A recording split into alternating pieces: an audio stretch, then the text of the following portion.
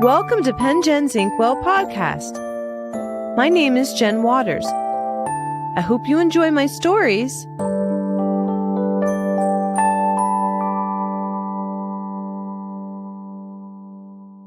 Monotone Monkey Melodies is my attempt to make my own type of Curious George character.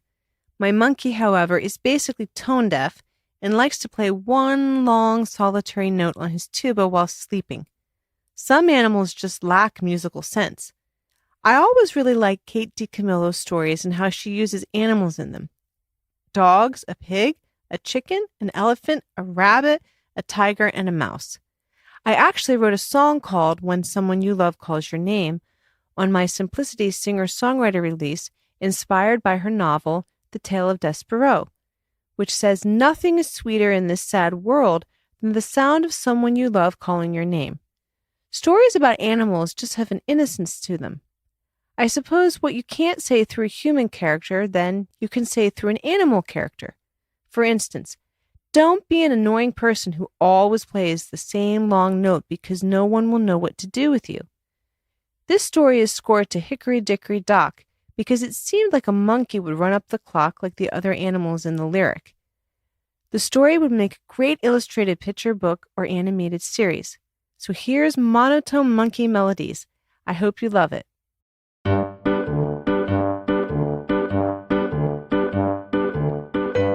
Once there was an old gray-haired man named Professor Tumnus who had a monkey for a pet. He met the monkey at the Grantville Circus after the rascal's performance with an organ grinder. Since the organ grinder said he was retiring, he was looking for a new owner for the monkey. Anyone want to adopt this adorable creature? He's yours for a nickel, the organ grinder said.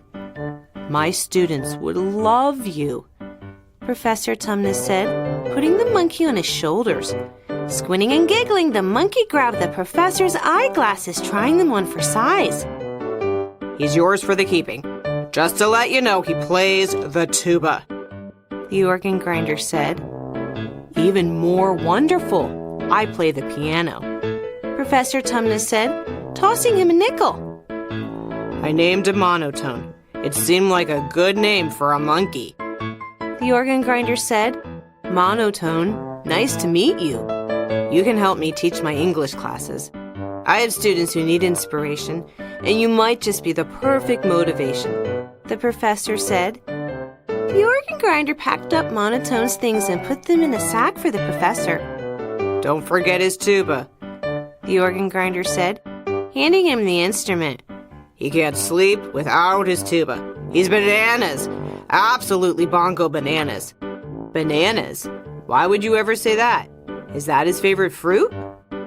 The professor asked. Banana cream pie, banana dumplings, banana pudding, bananas, the organ grinder said. Good gracious. I'll get a fast-growing banana tree for inside my home, the professor said. By the time Professor Tumnus and Monotone reached his home, the moon had come out. The monkey sat on the professor's shoulders, laughing and pinching his ears for fun. Now you can sleep on the couch tonight until I set up a regular bed for you, the professor said. The professor gathered pillows and a blanket for the couch, placing the tuba on the floor near his piano. See you in the morning, and we'll have some bananas for breakfast, the professor said. Monotone curled his monkey tail around his fingers and jumped on the couch. The professor grabbed a book from the shelf and headed up the stairs, yawning. Now, what the organ grinder didn't tell the professor was that the monkey had a few bad habits. They weren't bad habits like biting his fingernails, burping in public, or knocking over glass vases with his tail. Instead, he was sleeping with the tuba like it was a teddy bear and snoring into the instrument. As the monkey cuddled up on the couch with his tuba, he fell fast asleep and blew right into the tuba's mouthpiece.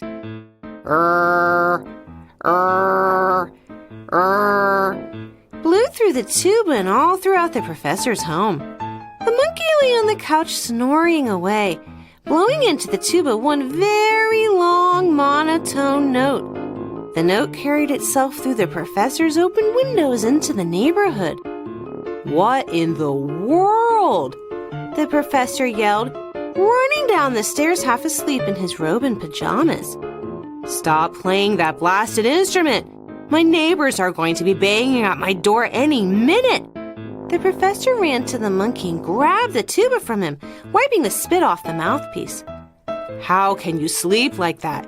No one else can sleep, especially not me," the professor said.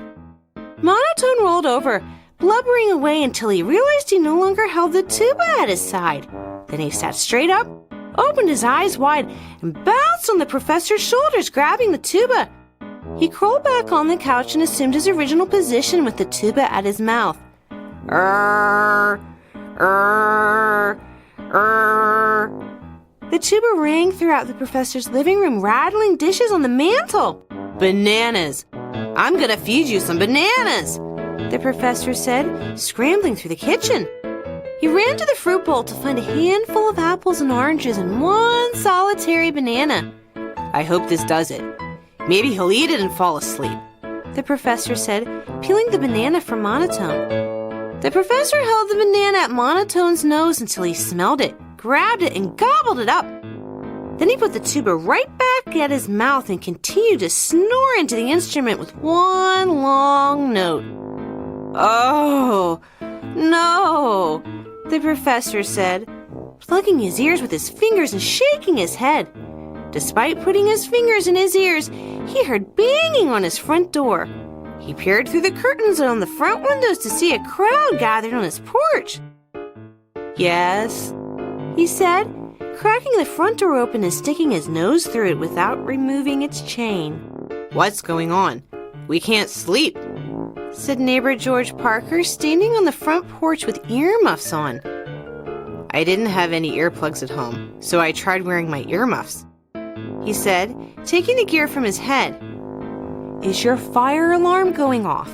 said another neighbor, Betty Jane Brown, who had her hair rolled in curlers. She wore fluffy bunny slippers and a pink bathrobe with tissue sticking out from its pockets.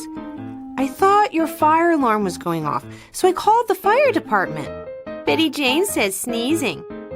A red fire truck with the siren blazing pulled up in front of Professor Tumnus's home. The firemen jumped from the truck with their hoses and broke the chain on the front door with an axe. "Wait a minute," Professor Tumnus yelled, as the firemen ran through the front door spraying water. "It's not my fault. Go find the organ grinder who sold me this monkey for a nickel," he said. "He forgot to tell me that the monkey doesn't sleep without snoring into his tuba. I've been hoodwinked." The fire chief sprayed Monotone with his fire hose until he stopped playing the tuba. "Maybe that will do it," Fire Chief James Scott said, removing his hat and wiping the sweat from his brow. Monotone shook the water from himself, giggling, and jumped on the fire chief's shoulders. "I'm going to find the organ grinder," Professor Tumnus said to the firemen dressed in their red suits. "Stay here with the monkey. Feed him some apples or oranges if you think it might help." Professor Tumnus and the neighbors marched down the street to the circus tent to find the organ grinder. "I hope that the organ grinder didn't skip town," the professor said to the neighbors. When the professor and the neighbors got to the circus tent, the organ grinder's trailer was nowhere to be found. "What am I going to do with a monkey who plays monotone melodies at midnight?" the professor cried. "Maybe he should just ride the fire truck all night long with his tuba," Betty Jane said, fixing a curler. "Now, that's not a bad idea, but the firemen would have to agree," George said, holding his earmuffs. When Professor Tumnus and the neighbors returned to Monotone, the monkey sat on the fireman's truck. "We've been trying to teach him to use the fire hose. We thought he'd get tired out," Chief Scott said.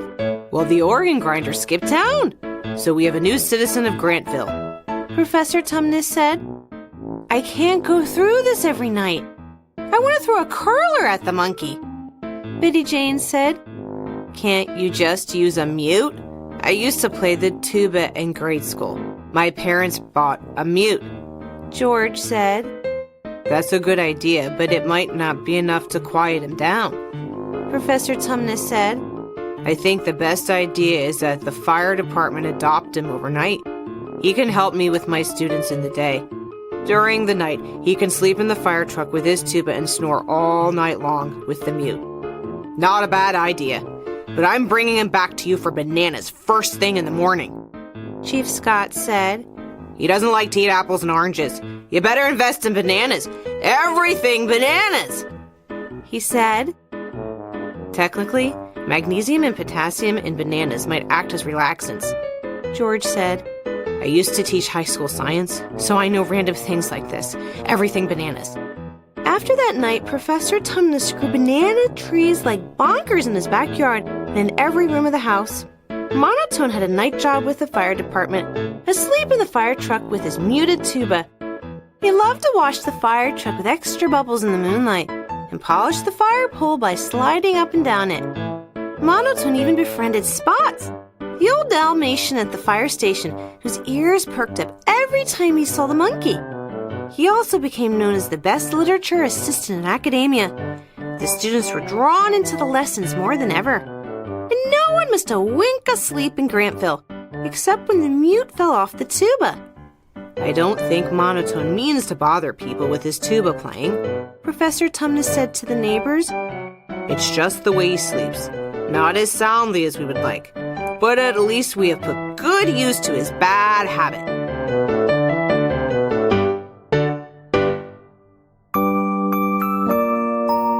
This has been Pengen's Inkwell Podcast.